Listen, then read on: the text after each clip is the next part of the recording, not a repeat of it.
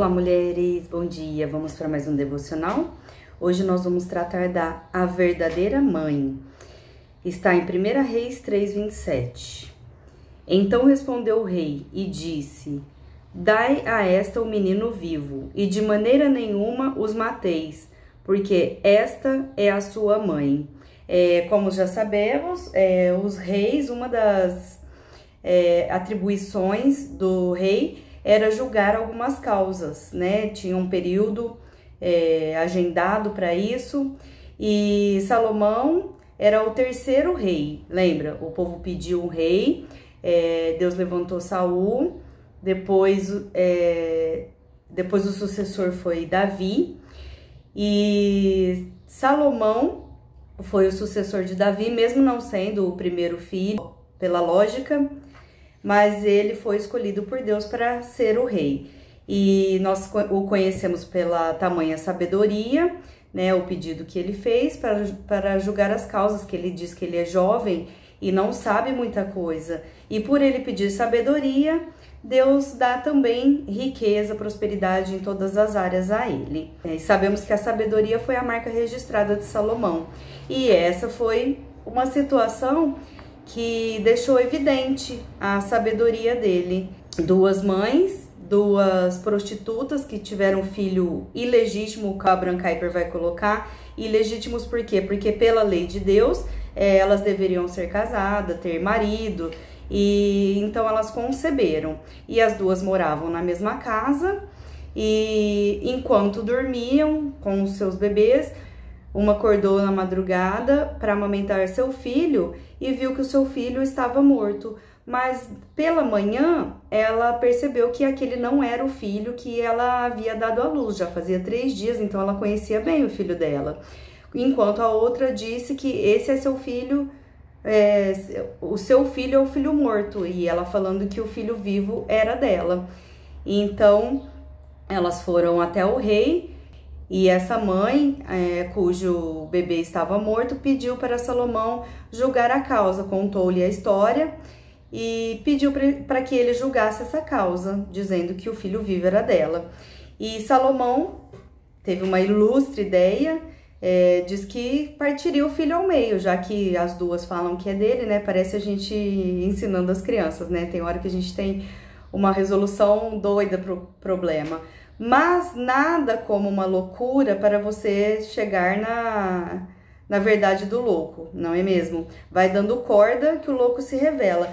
Salomão sondava o coração igual Deus, ele sabia qual era a verdade, devia ter sido uma grande dificuldade para ele julgar essa causa. Porém, com essa esperteza, essa sabedoria, ele joga essa estratégia e com a atitude evidenciada da mulher, ele consegue ver a verdadeira intenção do coração.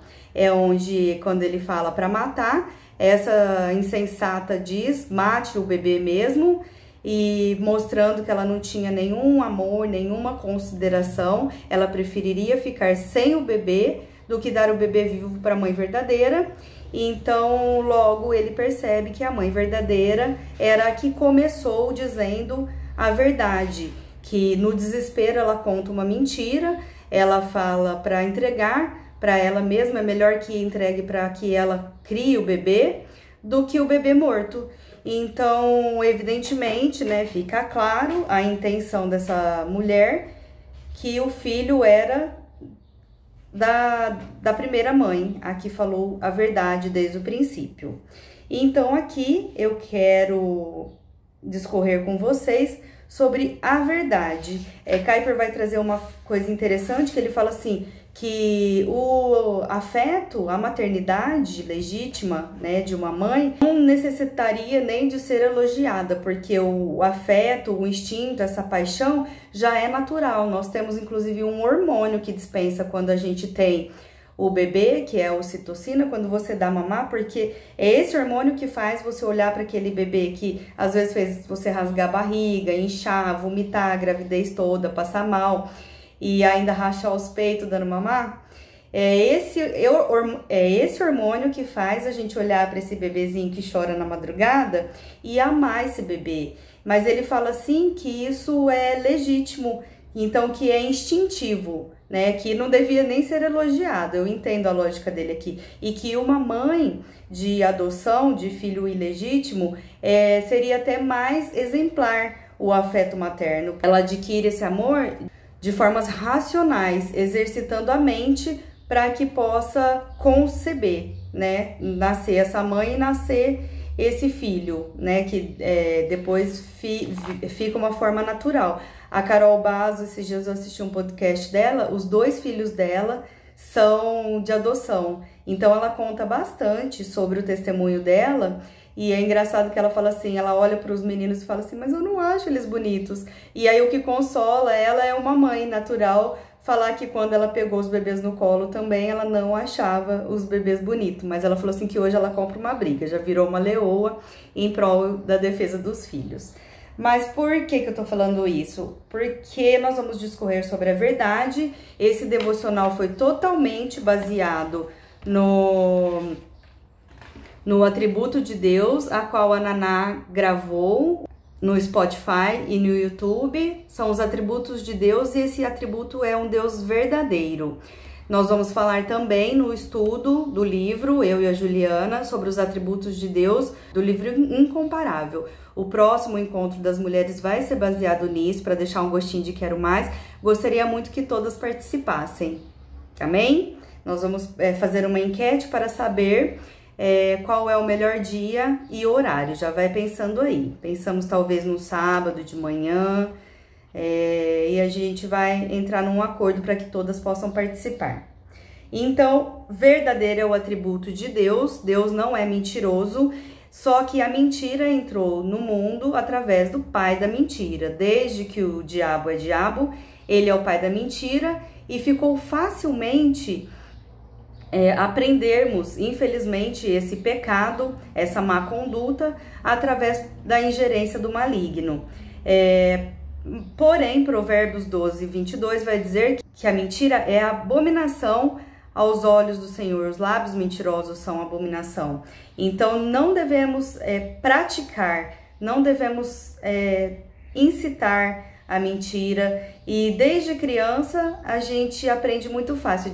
Ela diz no estudo que a criança tem dificuldade de aprender bons hábitos, mas a mentira é uma das primeiras, né? Existe até na psicopedagogia que eles dizem que uma certa idade é até normal a criança mentir. Não lembro o nome agora, eles dão até nome a isso.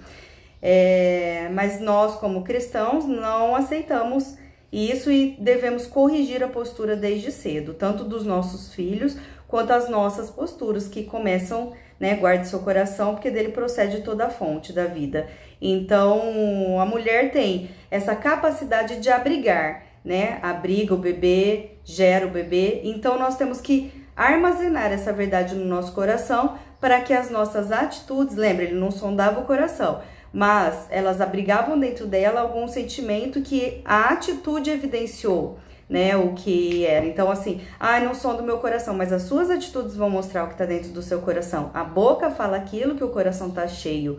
Do coração procede toda a fonte da vida. Então, o nosso comportamento revela o que tá dentro do nosso coração, né? Cuidado. Então, Deus é verdadeiro e nós devemos refletir essa verdade de acordo com a verdade de Deus. Tomar cuidado, porque o nosso mundo hoje é fácil, né, propagar fake news. Então, antes de passar uma notícia, antes de postar algo no Facebook, no Instagram, vamos ver se essa notícia é verdadeira. Adoramos passar notícia para frente, isso é correto. Nós temos que andar com a Bíblia e com o jornal. Então, o que for notícia, não for fofoca, antes de propagar, veremos a veracidade. E aqui nós vamos ver que Deus declara o que é certo, o que é bom, o que é mal aos olhos de Deus. E o fruto da mente humana nos dias atuais, na individualidade, no pessoal, no hedonismo, vem dizer que esse sentimento do nosso coração é a verdade absoluta. Por isso que hoje em dia se relativiza muitas coisas. Essa é a sua verdade, não é a minha, né? Teve até um vídeo essa semana que foi propagado um homoafetivo confrontando o Nicolas, falando que ele não deveria colocar a cosmovisão bíblica dele, que o Estado é laico, e na verdade não há, né, o Levi já ensinou pra gente sobre a história da igreja, todo mundo parte no pressuposto de fé. E nós devemos fazer crescer essa cosmovisão bíblica. O que é cosmovisão? É você colocar a lente, que a cosmovisão vai nos explicar. De maneira subjetiva, entender o mundo. Aquelas perguntas que a gente faz: por que estou aqui? Por que vivo? Por que eu vim ao mundo? E aí vai mostrar o papel da humanidade na sociedade, com bases filosóficas, como finalidade na existência humana, existência da vida, morte e a visão de pós-morte. Então, a cosmovisão vai nos dar base das verdades cristãs para aplicar em todas as áreas da vida, seja ela política, crença, educação e ciência. Spurgeon até vai dizer que quem acha que essas coisas não se discute é tolo. Então, se nós tivermos essa cosmovisão bíblica, fica fácil de dar a nossa opinião. Essa ideia do relativismo, ela é baseada no hinduísmo e no budismo, que é uma ideia que apresenta uma ilustração seguinte: dois cegos que estão em partes diferentes a um elefante. Imagina um elefante. E aqui do lado o rabo e aqui do lado a tromba. Então esse cego vai tocar na parte traseira do elefante e vai falar: o elefante, ele é imenso e o rabo é cilíndrico, embaixo tem os pelinhos, então o mundo para ele se baseia nisso. Enquanto o outro vai pegar na tromba, no marfim, vai falar: então aqui é duro, a tromba é enorme, aqui faz um movimento. Então, que depende da parte de que você toca, né, da sensação do toque, ele tem uma visão do mundo, e é possível que todos os homens tenham razão. Não se a gente for parar para pensar, né, nessa visão, não tá errado. Mas, e se existisse alguém que enxergasse e nos revelasse que somos cegos e que existe uma verdade, que alguém que vê o todo? Lembra do exemplo do Ari Júnior no evento da Reforma? Ele fala que nós vemos a caneta deste lado, né? Aqui é onde eu tô vendo, é a carga, é a ponta e a tampa. Se eu virá-la mais um pouquinho, tem um código de barra. Se eu virá-la, vai ter o nome Trilux, Faber-Castell. Só que Deus vê o todo. Deus tem uma maneira, né, de ver o todo, porque esse é um atributo de Deus. Então, e se a gente tivesse essa pessoa que nos revelasse essa verdade e te dá um parâmetro bíblico? Lembra de Jó? Antes eu te conhecia de ouvir falar, hoje os meus olhos te veem, né? A Bíblia também vai falar: não dá para um cego guiar outro cego. Outro exemplo também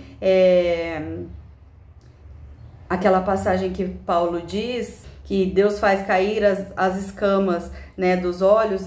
Tem várias passagens, né, que vai dizer que Deus abriu os nossos olhos. Então, que Deus abra os nossos olhos e coloque essa cosmovisão, a nossa fé racional, as nossas atitudes racionais. Muitas religiões agem conforme a meritocracia, que eu vou fazer alguma coisa e vou receber algo de bom. Só que Deus, né, a visão cristã, é a única que vai falar que nós não merecemos nada, que a partir do momento que você entrega a sua vida a Jesus, é graça. Então Deus vai nos galardoar de acordo com o nosso reto proceder, de acordo com a vontade dele. Porém, não é meritocrático, é através da graça. Então a cosmovisão bíblica é importante para que nós possamos ver através da lente da Bíblia, né? E a doutrina da igreja é importante para nos guiar conforme a vontade de Deus. Por isso o discipulado, por isso Jesus veio e falou através de parábolas a alguns, por isso Jesus não perdia a oportunidade de ensinar. Jesus tinha a total cosmovisão de Deus. Amém? Então, se vocês quiserem aprofundar um pouco mais sobre isso, o Levi pode indicar livros, mas apareceu uma sugestão da Norma Braga Venâncio, chama A Mente de Cristo, Conversão e Cosmovisão Cristã. Gente, não é por não ser meritocrática que a nossa fé é emocional. A nossa fé é sempre racional, baseada em Romanos 12. Amém? Então, que nós abriguemos essa verdade, sejamos como essa mãe, apesar de todos os defeitos que ela mostra, revela o nosso caráter também, que apesar do pecado, é capaz de sermos verdadeiras, né? Sede meus imitadores, Paulo disse, como eu sou de Cristo. Então, que é possível caminhar na verdade. Jesus, eu sou o caminho, a verdade e a vida. Ninguém vem ao Pai a não ser por mim. Então, para chegar ao Pai, nós temos que trilhar o caminho, a verdade e a vida. Amém? Que fique esse devocional no nosso coração. Se precisar de algum esclarecimento, podem me procurar o pastor Levi, falar sobre cosmovisão bíblica, que ele explica a fundo a nós o que seria isso. Amém? Excelente dia, Deus abençoe. Não se turbe o vosso coração, crede em Deus e também em mim. Na casa de meu pai há muitas moradas. Se não fosse assim, eu não teria dito: vou preparar-vos um lugar. Eu virei, vos levarei. Vós